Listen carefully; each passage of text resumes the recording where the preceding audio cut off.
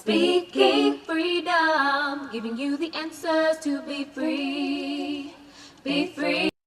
Ladies and gentlemen, tonight's performance is about to begin. Hey everybody, welcome to Speaking Freedom TV. This is me, Casey, Dr. Casey. I have a special guest, Miss Sharon. Hey, Miss Sharon, can you tell us a little bit about yourself? I am a retirement and Spark coach, and Spark connects with your intrinsic motivation. What's in your soul, your DNA, your GPS, and I love bringing out the best in people. I'm a behavioral scientist. I was the middle of five. Now I'm the oldest of three. But let's see. I grew up on a farm, and I've never been married. Keeps me young.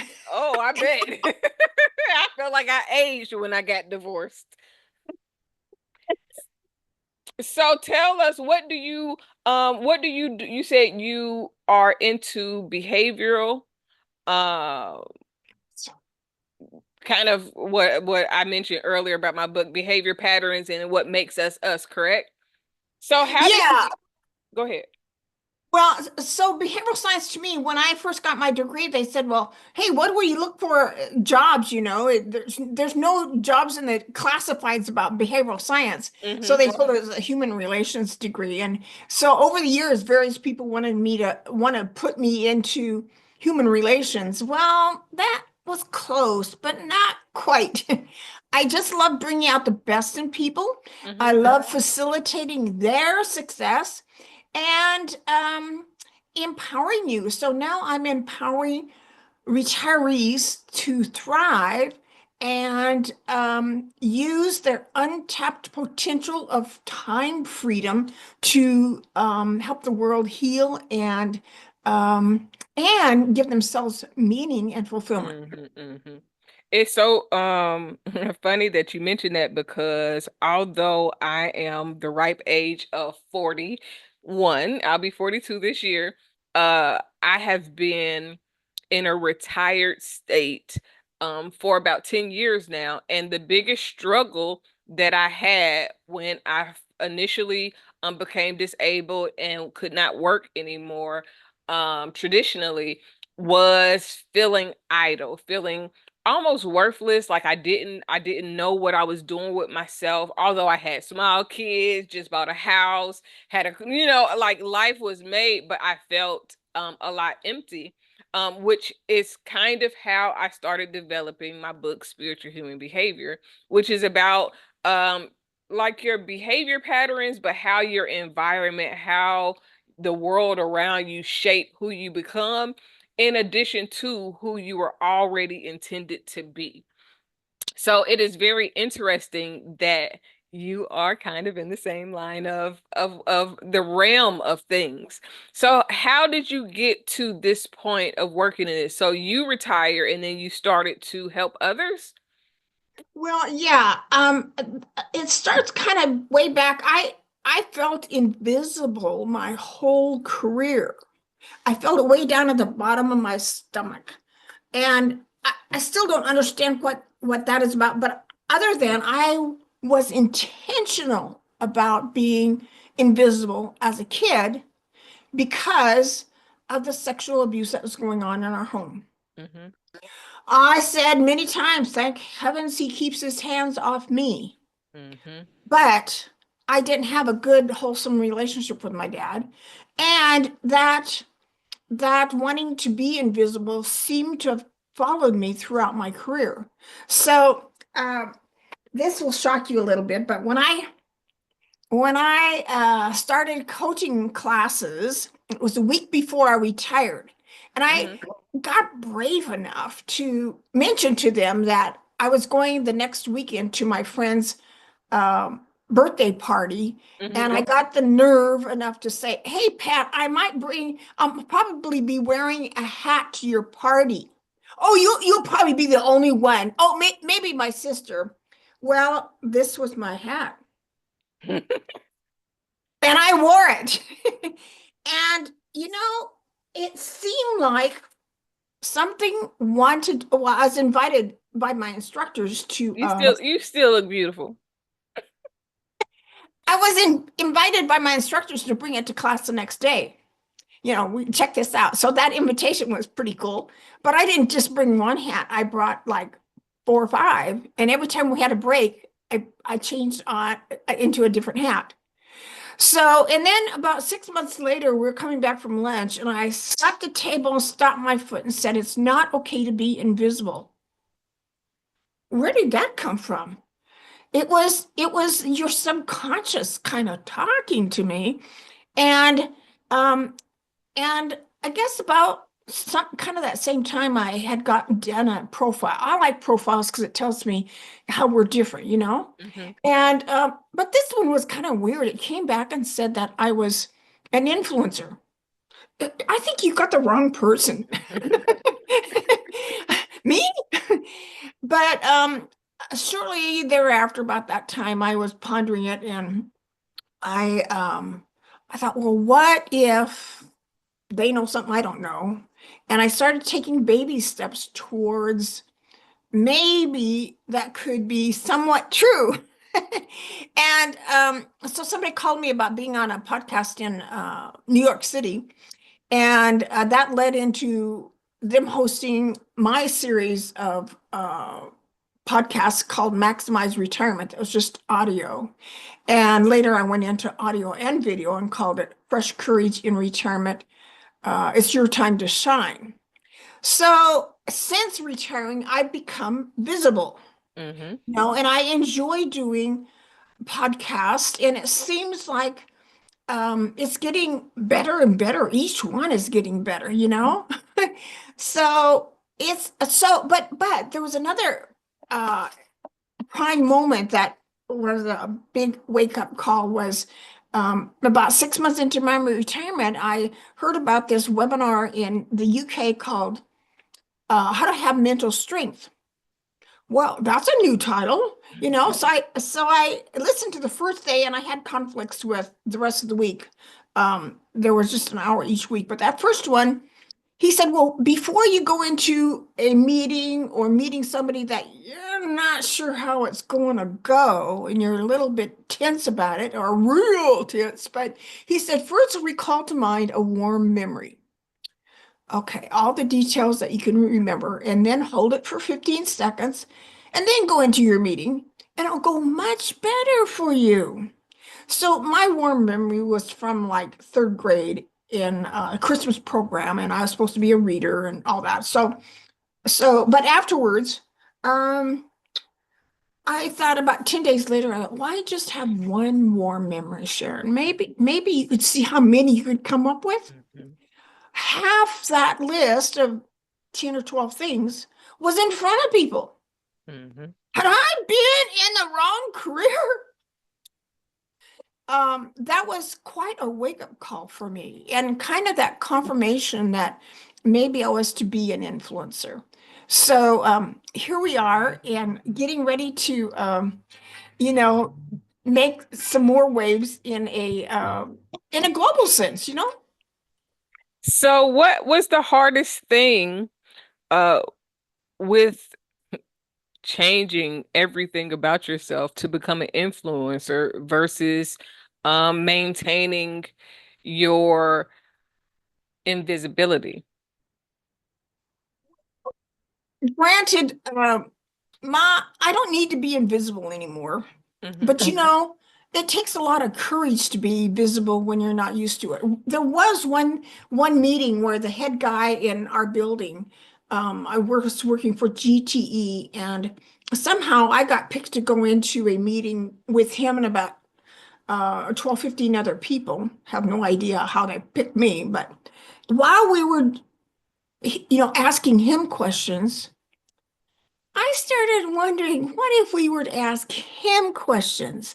Maybe we're not the only one with, no, I wanted to know that he asked us questions, that maybe we have things that he needs to know. I pondered that, and I never got the courage to say that to him, because that would be rubbing things the wrong way. Don't do Mhm. that here, kind of thing. But yeah, I, um, as I got my master's degree, there were times I went back into work and my courage was growing. And when I would sit in a meeting and, they were discussing things and not always were the right things put on the table, that people were, keeping it in. So I imagine kicking the back of my chair. Come on, Sharon, put some things out there. You probably would help somebody else put on the table what they're not courageous enough to do. Mhm. So in my recovery work, I often paid attention to maybe I'll help the people coming behind me. Have Mhm. you have you found that? My whole life's purpose is to help those that struggle almost in any area. It's as though I sometimes feel like my soul draws in or calls out to people who need help. Because um over the years, I've become less of a people person because people frustrate me. However, and because of that, as a life coach, I don't really take personal clients. I prefer to do a more community-based type of helping. So I find not really find topics that interest me. There are things that happen out in the community, in the world, and you hear about them, whether it's on radio, on TV, through gossip or whatever ways you get your information.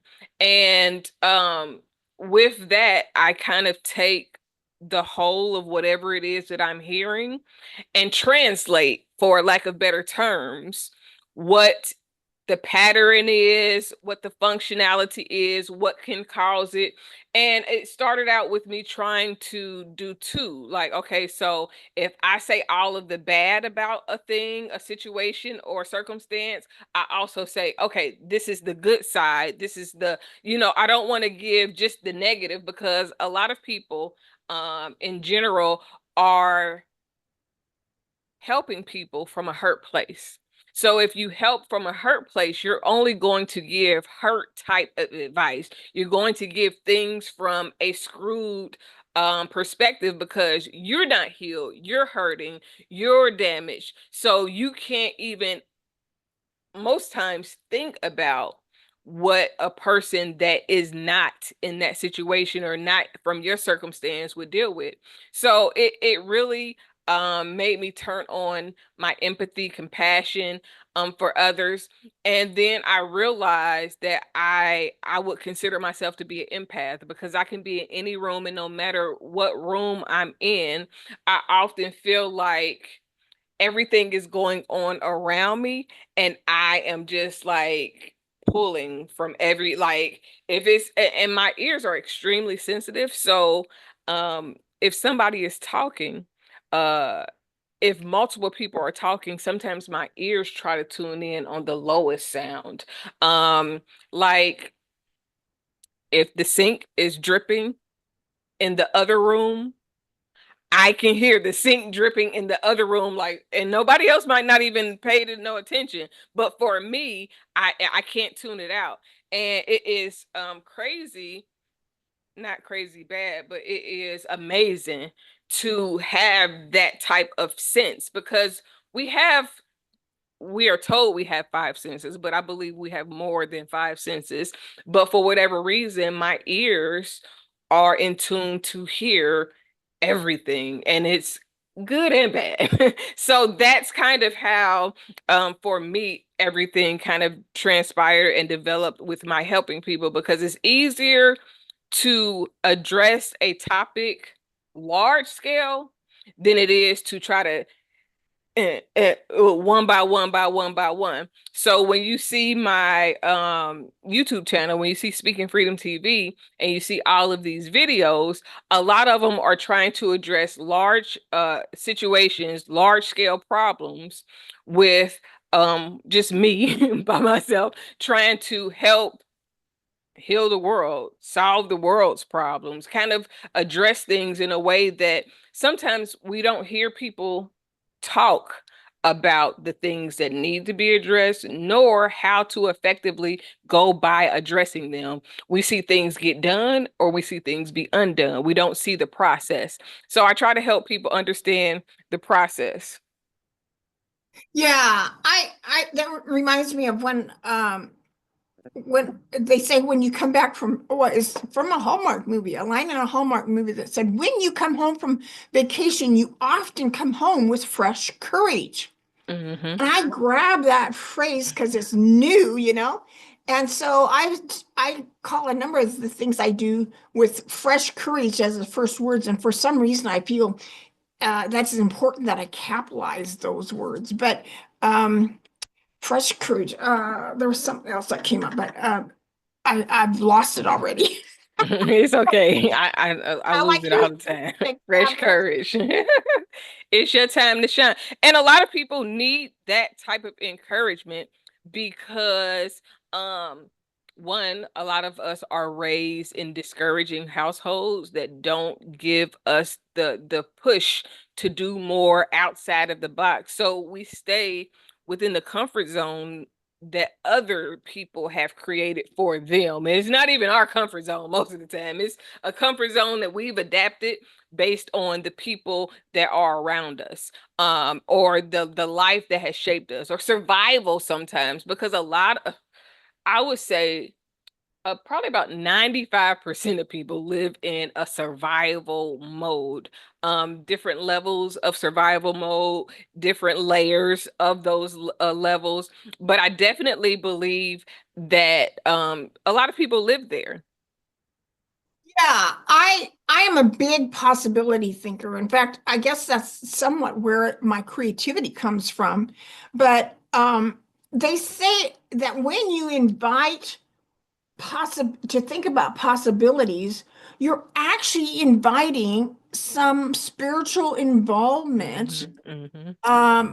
that's not maybe here in our driveway or in our house, you know, it's something plus the hope and the courage. And I mean, one of my favorite verses or principles in the Bible is nothing is impossible. Hmm. Nothing is impossible. Hmm. And yet, we're we get stuck in these mundane boxes, you know, pay the Hmm. rent and pay the car and the education and all that. And um, the there's so much more to expand Hmm. what could be possible. So cool, cool, cool. What what methods did you use to overcome and get the courage to conquer the challenges? Like how did you encourage yourself, or what was the encouraging factors around you that pushed you forward, even in the times where you were a little bit timid or doubtful? Oh, I um I moved from Seattle area to Tampa, Florida about 1990 91, and being willing to leave all your Hmm. known friends and businesses and church and all that, that in itself, I realized how huge that is. Most people don't even go there, Hmm. you Probably know? never even leave their city most times, not even Yeah. for a little vacation. And yet, I had a sense, and this could be a spiritual thing. I had a sense for about 3 years that that something was going to happen. And Hmm. so I started looking around and what would I miss if I wasn't here? And what came to mind was seagulls. There's all kinds of seagulls around here. And I thought I might miss the seagulls. There are seagulls in Tampa, but they're maybe not the same, you know? So I started taking pictures of the seagulls, and I found that when you follow the ferries that we have here about a mile away that go over Washington waterways here, we probably got about 8 or 10 ferries that help people cut their travel time down. There's lots of these seagulls that like to follow the ferries. Hmm. So the picture I got that just was so ideal was as the sequel come into my clear vision on my camera, all I had to do was snap the picture. It just presented itself to me. And then I blew it up and made a poster out of it and gave it to my dad for Christmas one year. But yeah, the sense that I remember kind of standing in my driveway and getting a sense that I was starting to understand love in a new way, like a newborn baby. And okay. And that I was going to Tampa in that kind of frame of mind. I remember reading the book Seven Habits of Highly Effective People during that time as to set some new goals. But my friends here, when they put on a birthday party with me, they said, well, when you get there and you're thinking about coming home because you're homesick, give it 6 months. Give yourself 6 months before you turn tail and come home.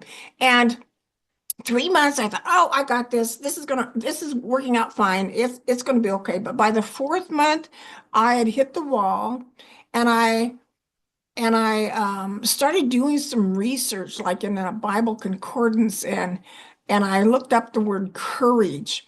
Come to find out, there is like 6 or 8 references to courage in Joshua chapters 1 and 2. So be of good courage, be of great courage. Do not be afraid. Be Mm-hmm. courageous. Mm-hmm. And so I started embracing that. And at one point, I decided to stomp my foot and say, I refuse to live my life based on fear. And like, get behind me. Beyond me. I don't go there anymore. And what a difference that made about, exploring possibilities. And I started getting mad at some of these TV ads that say, when you go to your rheumatoid arthritis doctor. What am Right. I with? Mm-hmm. My sister has had rheumatoid arthritis for like 4 decades. And yeah, she believes in all those doctors, and she won't take any of the natural healing processes that I try to encourage her with. And so she spent a lot of time in the hospital this last year. And oh, well, people believe in what they want to believe. Yeah, and strongly. Or yeah, you know what? In the even if you tried to force it on her, it might not even be effective because she doesn't want to receive that healing that way. And a lot of times that is just a fear-based programming that we've been instilled with, that doctors are always right. And the truth of the matter is they are not. It's the practice of medicine. So what's good for one person might not be good for the next. And what one doctor may understand, the next doctor may be clueless about, because nothing in life is one size fits all. I just was thinking about that earlier today. And this is the second day in a row that I thought about something earlier in the day and it came back in an interview. So nothing is one size fit all. Everything is based on the person. Even one size fit all clothing don't fit the same on every single size. And it's just a matter of, the older you are, the harder it is to break those traditional mental strongholds, those barriers, those things that really, that really put it up some, up. It wasn't in the, yep. It becomes hard to break what we know as, or see in the Bible is titled a stronghold. Those are the burdens, those are strongholds, because it's holding you strongly in a place that you really don't need to be. Yeah, captive. One of the books that made a big difference to me was a simple book. It was written quite clearly, but quite a while ago, and it's called The Biology of Belief. And the guy wasn't even a doctor. He was scientific. He's kind of a researcher guy. Mm-hmm. But the principles that he mentioned, and somehow he tied it to honeymoon. I don't remember the connection to honeymoon, but But I'm gonna go buy it. Hopefully it's an audiobook so I can listen to it. yeah, the author is Bruce Lipton, and he's become quite a vocal, well, not vocal maybe, but a leader, and people teaching people to heal themselves. So anyway, I yeah, that book was eye opener because it's kind of like you and I are saying that what we believe, has. Okay, so here's my example of what I believe. I was probably about 23 and working second shift at a bank, and the flu was going around. Probably about this time of year, and I started feeling nauseous for about 10 minutes. Then I said, somebody, Mhm. and it did. Mhm. Mhm. I I'm believe it. telling I there has been plenty of times that I have either asked for the rain to stop and like I needed to not rain until this time or later, and it really doesn't rain until that time. Or I mean, it might try to drizzle, like try to shake my faith in what I'm in what I need to happen, but it will literally stop until, and I'd be like, all right now, God, I see you. You working for me. And I try to literally praise God in every single thing that works in my favor, and even some things that don't work in my favor. Because sometimes you realize, like, glad that didn't work because that would not have been beneficial the way that I assumed it would be when I was pursuing it initially. And it is so much of a blessing when we are able to kind of remove the blinders and kind of open up to uh, the power that has been invested in us. exactly. That intrinsic spark that's meant to be a contribution to the world. And all this comparison of, I'm not like Casey. I don't have her, but no, I am so unique and special and divinely created that I'm here for a purpose. Mm-hmm. And the more, so that's kind of when I lined line up with what's naturally inside. And there's only, well, there's the Bible does talk about the mystery that's inside of us. Mm-hmm.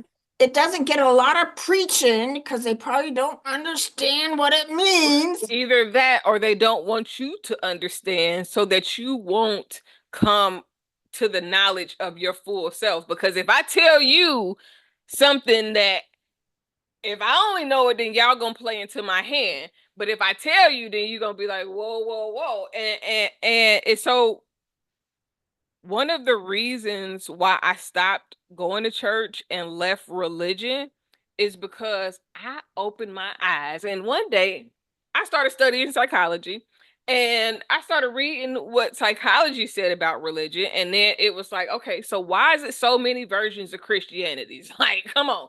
You say we all supposed to be one.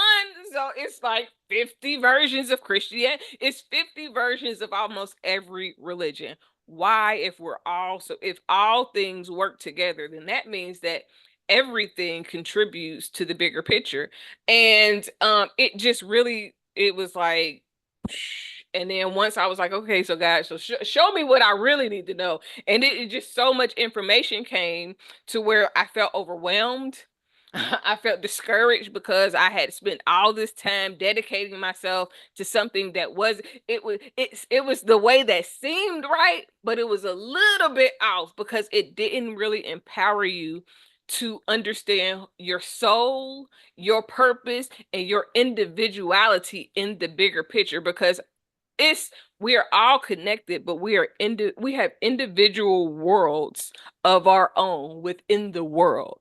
Because everything I experience, somebody else may never experience. They may never even conjure in their mind that it's a possibility. But for those that are like me, that can, it changes everything. And it's so funny that you mentioned having an individuality about life, because somebody just the other day asked me, was I perfect?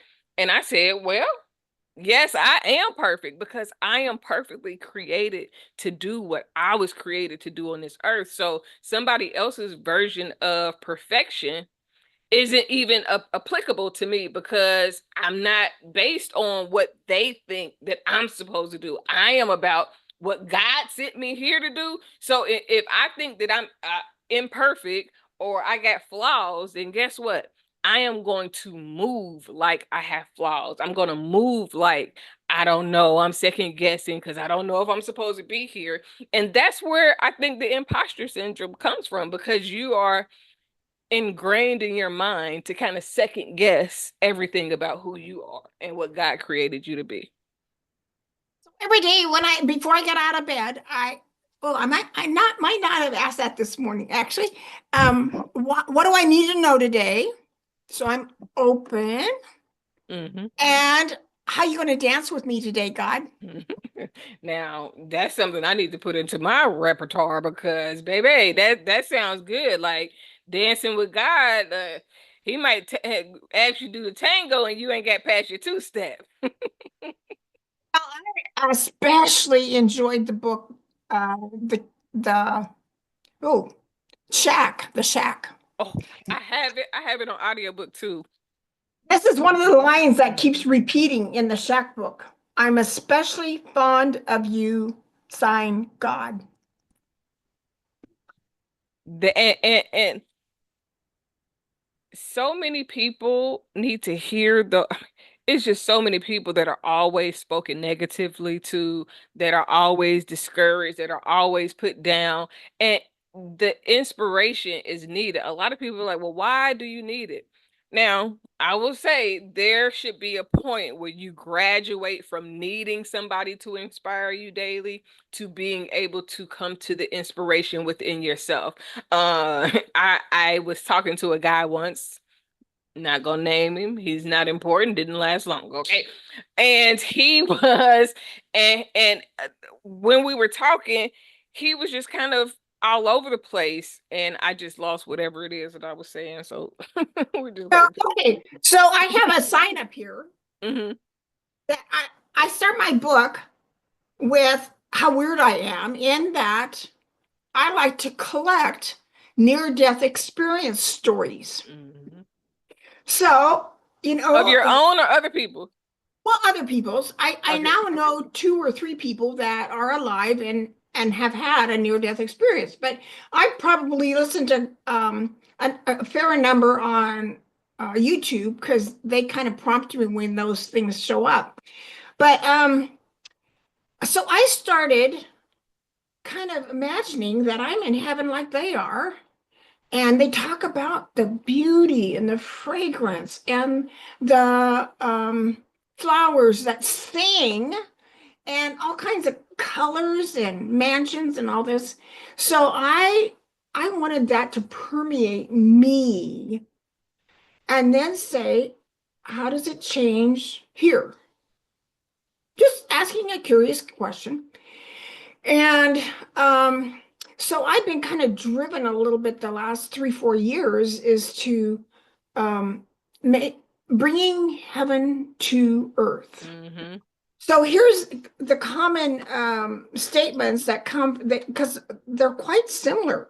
The message is I'm infinitely worthy. I'm infinitely precious. I've always been enough. I will always be enough. There's not a place I don't belong. I'm lovable. I'm loved. I am love.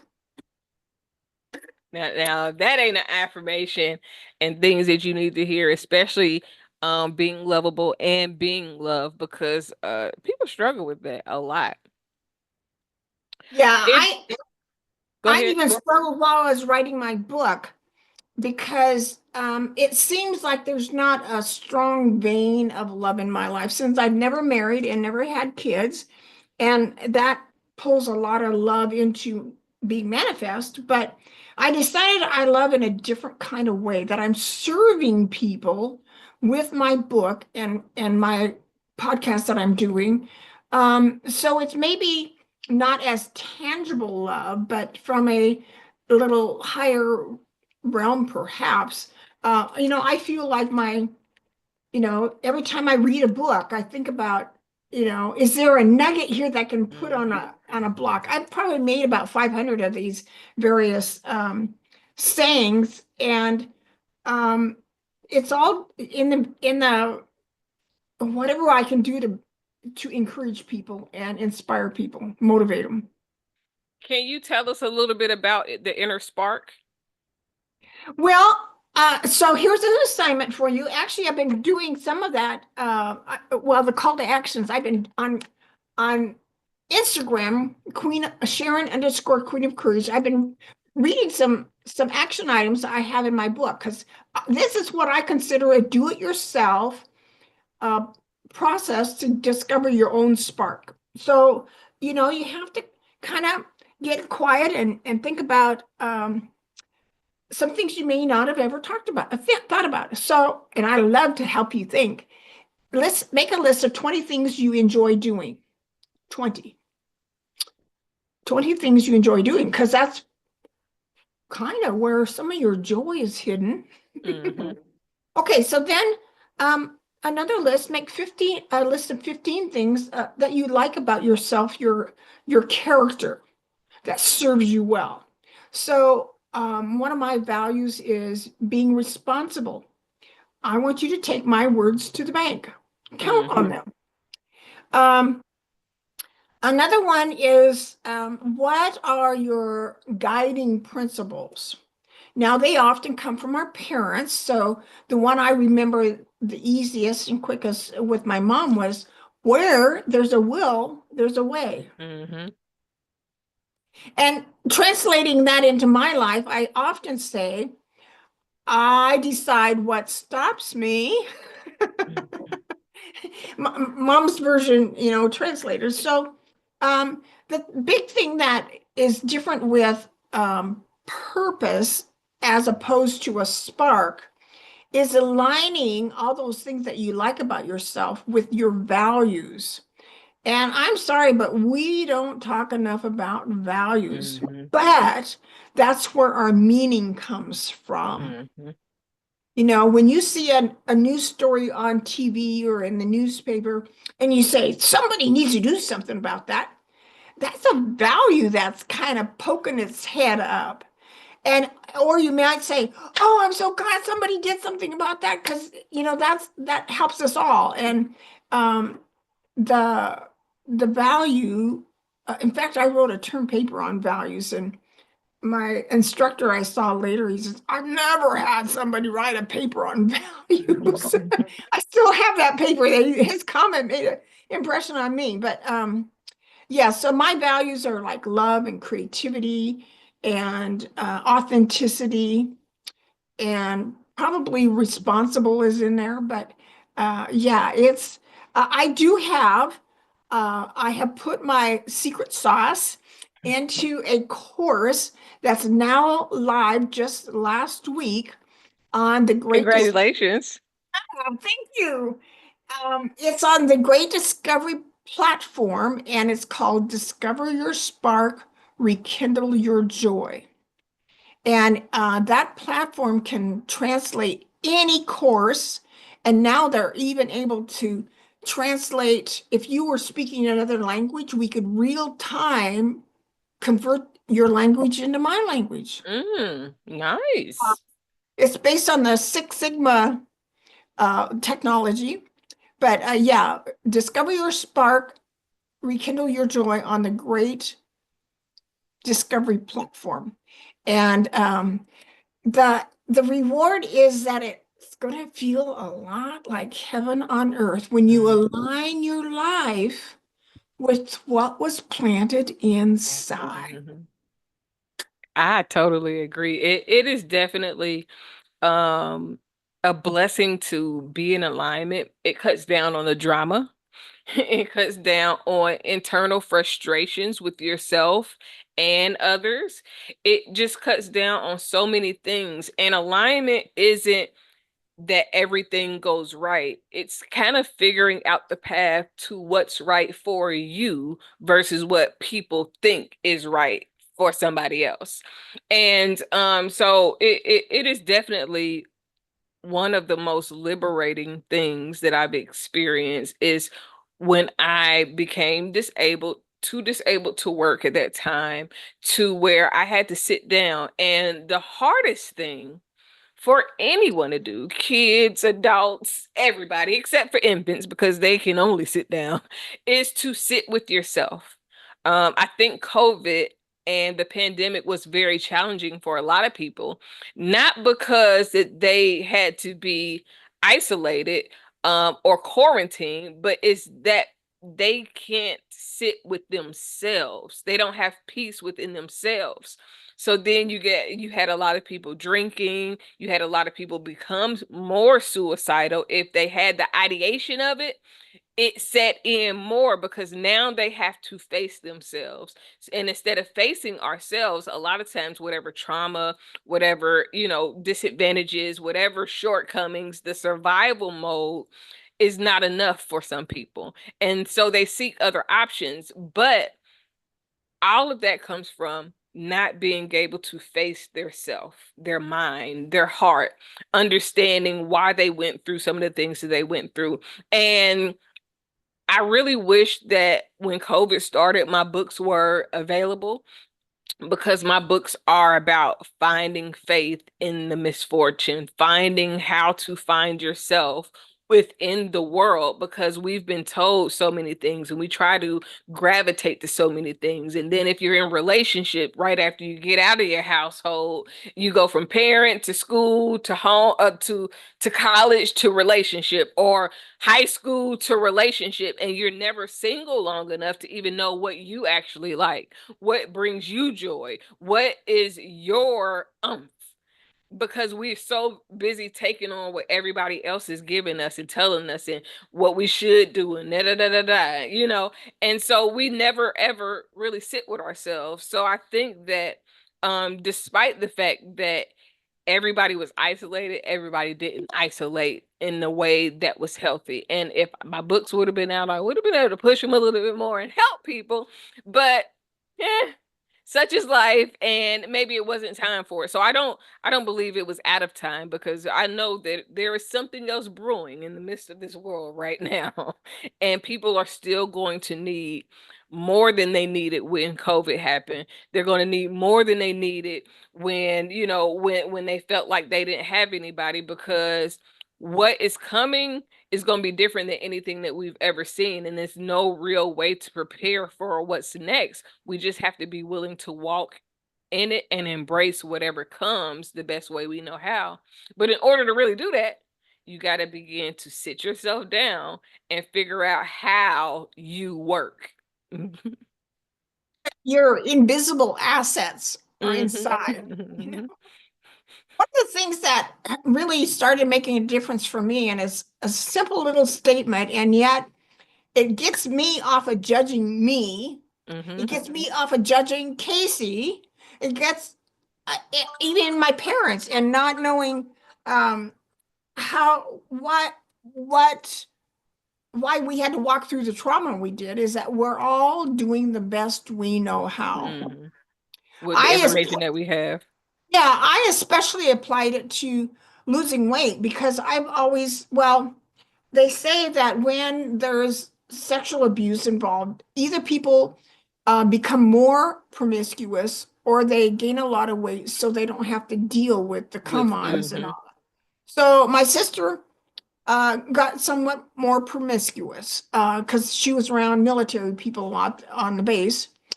And so I was always encouraged on the farm, eat up, come on, we got to go stack hay and milk cows and have some more, And so and when I was going to college, I'm a lifelong learner, so going to night school was kind of my mode of operation. I'd grab a handful of cookies, and because I was a good Mhm. baker, Mhm. but Mhm. Mhm. cookies shouldn't be your dinner. But yeah, so I've lost, since I retired, I've lost 55, 60 pounds. Wow, And congratulations. yeah, and to realize the more I love myself, the easier it is to diet, Mhm. Mhm. because um usually it's because I'm working on things that matter to me. I'm Mhm. busy doing focusing on something that is important to me. So but realizing that even with what I choose to eat on a daily basis, I'm doing the best I know how. So And there is nothing wrong with that. Acknowledging that you're doing the best that you can is really the first step because we beat ourselves up and that makes us go back to our old ways versus saying no. Today is a good day. I'm even if I do mess up, I can start again tomorrow. Now let me ask you this question. If there was one thing in your life that you could change, what would it be? Or would you change anything?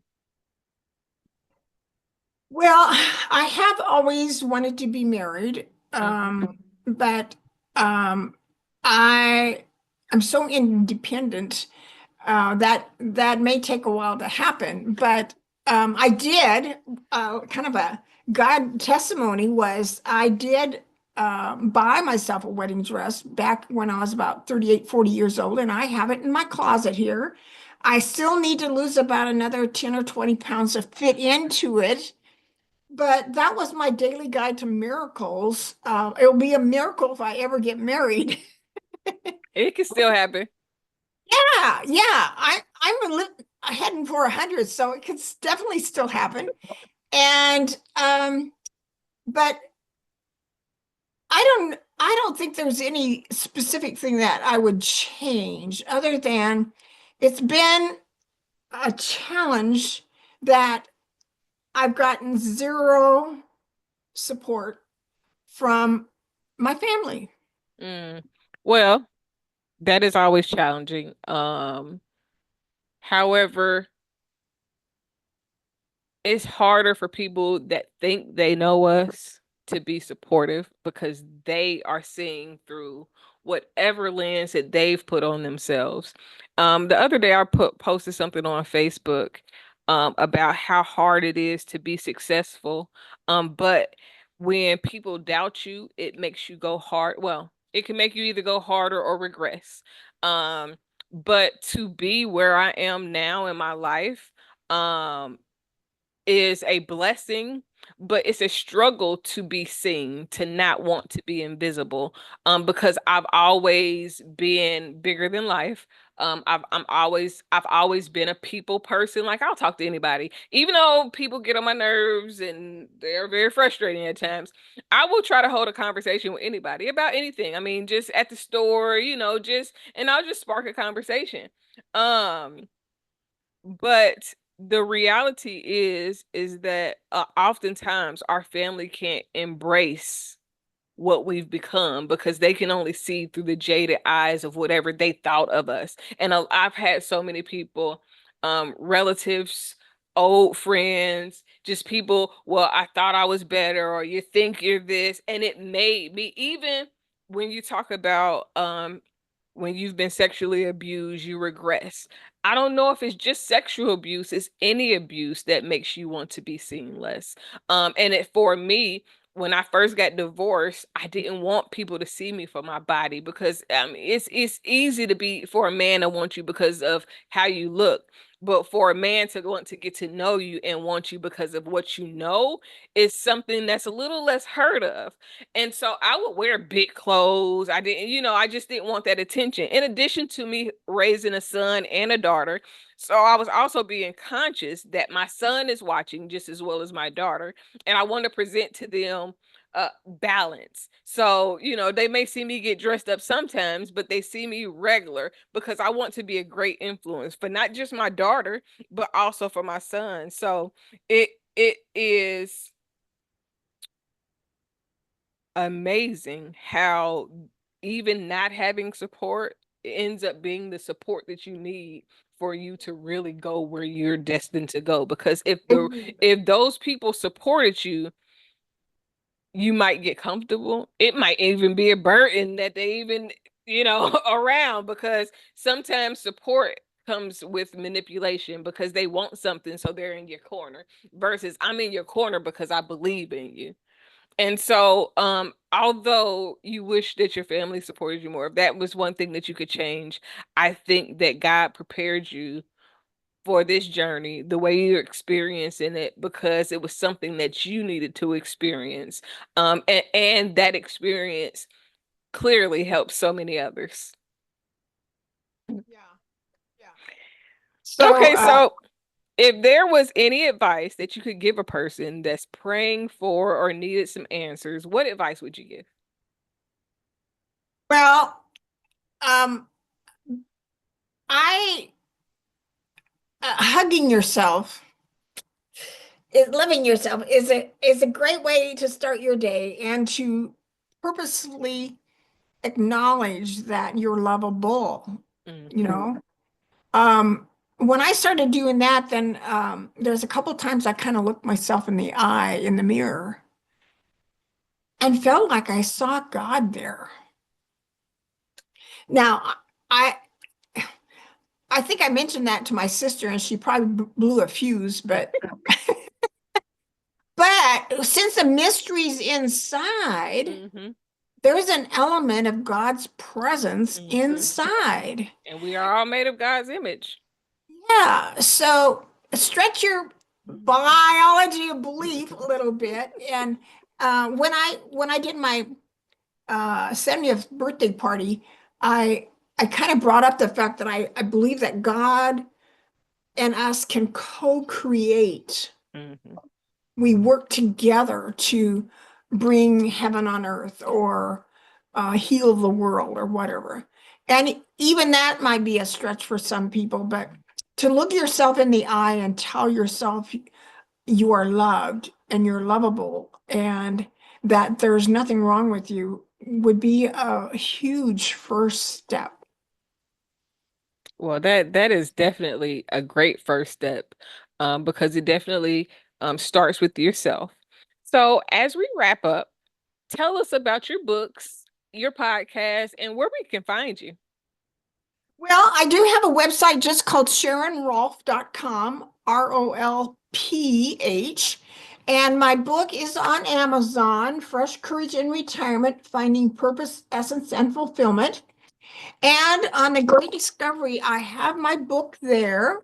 I have um, a free thing. It's Make a Marvelous Transition into Retirement, and I cover 6 tips of what could trip you up, but how to avoid them.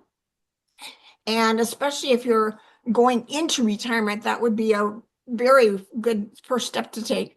I'm really proud of in May, I created a course called Make a Marvelous Transition into Volunteering. You know how to feel good? Volunteer. When I was 14, my mom said, if you bless somebody else, you're blessing them and you get a blessing too.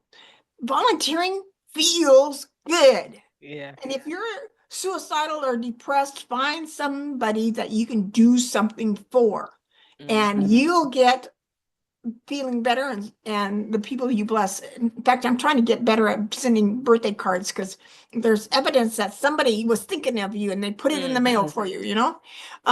So then my secret sauce is out there called Discover Your Spark, Rekindle Your Joy. And a real unusual one is some people have a hard time thinking outside that box. So I have one for you, and it's called What Makes Your Heart Sing.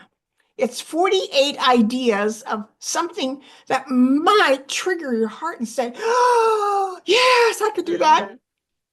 How about touching the water in 7 oceans? Mm. How about following the monarch butterfly migration? Mm. How about singing to somebody in a prison? And I go from real simple to really outrageous. Mhm. Mhm. And that's also on the Great Discovery platform. So I am getting ready. I think in a couple of weeks, we're going to do a launch on the volunteering thing because you could actually implement volunteering as one of your Christmas gifts to somebody. Mhm. That you'll bake them a ham or a cake or who knows what. You can make little art blocks like I do. Mhm. Do you have Um, a laminator at home that you laminate those with? no, there's actually a bunch of them, like over 100 of them on Etsy. Oh, okay. ETSI. My store is called Quilted Petunia, but you might also find me just using my name, Sharon Rolph. Okay. In fact, I have the spelling right here, SharonRolph.com. And I've got like 3 or 4 pages on Facebook, but I post quite few things just on my personal page that's inspirational. I like to help you think.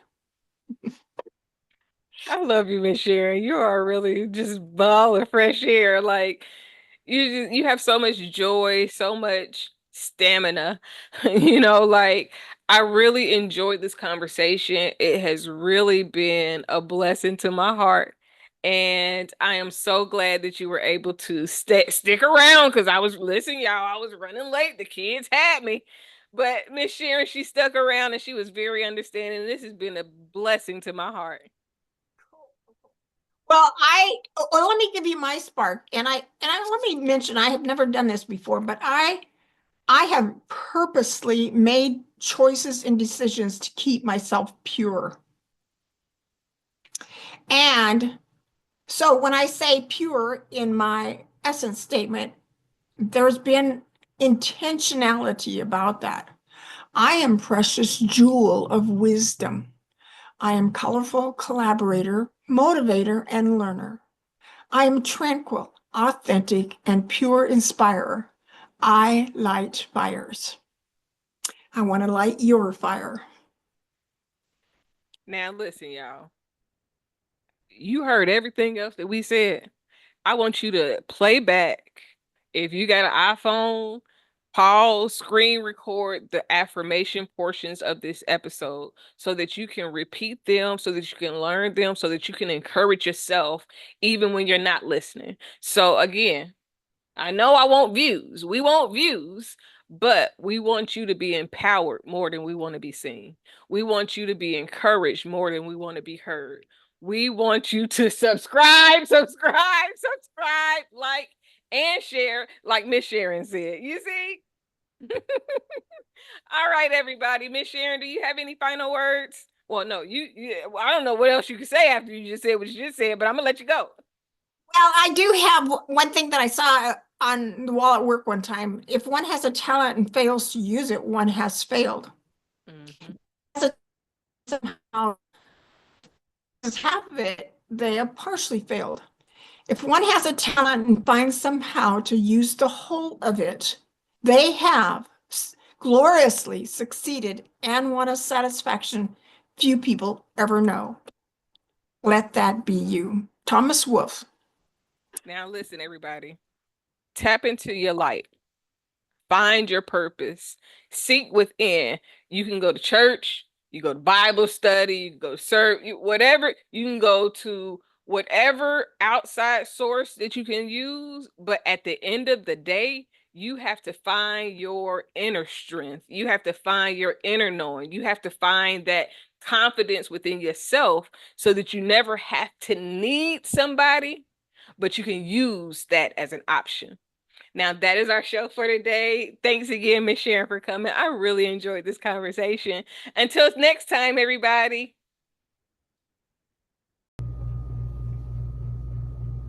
Hi, I'm Dr. Casey. Not your typical clinical doctor. I am an ordained minister, but not your typical minister.